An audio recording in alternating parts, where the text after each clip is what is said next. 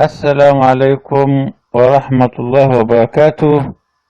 أصدقائي الكرام، أهلا بكم في حلقة جديدة من قناة حقائق مذهلة. حلقة الليلة عن طائر يتميز بالقوة،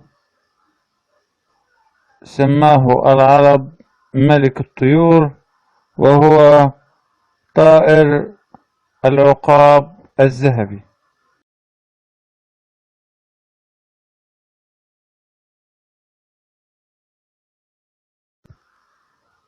العقاب الذهبي هو طائر ولكن مفترس، يتميز بقوة تجعله يفترس الحيوانات المفترسة.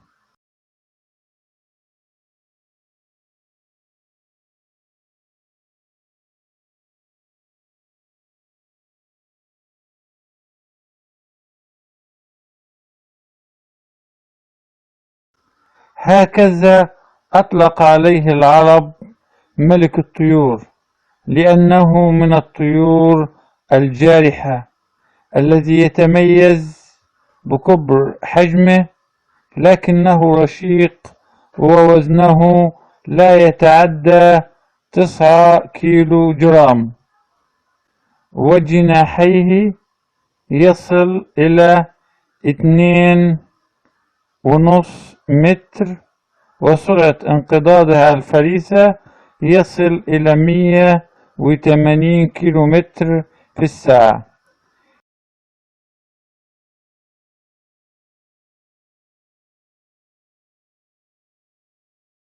يعيش العقاب العربي بين الجبال والسهول، ويبني له بيوت وأعشاش كبيرة بين الأشجار وفجوات الصخور،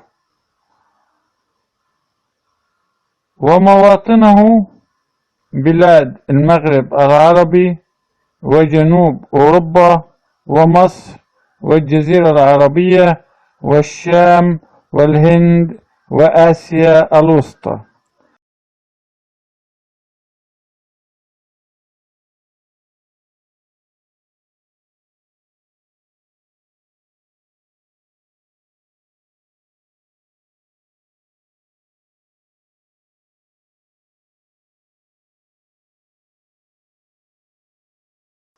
ويمتاز العقاب الذهبي بالنظري القوي الذي قد يميز فريسته على بعد 1.5 كيلو، لذلك استخدمه العرب قديما في الصيد لسرعة انقضاضه على الفريسة.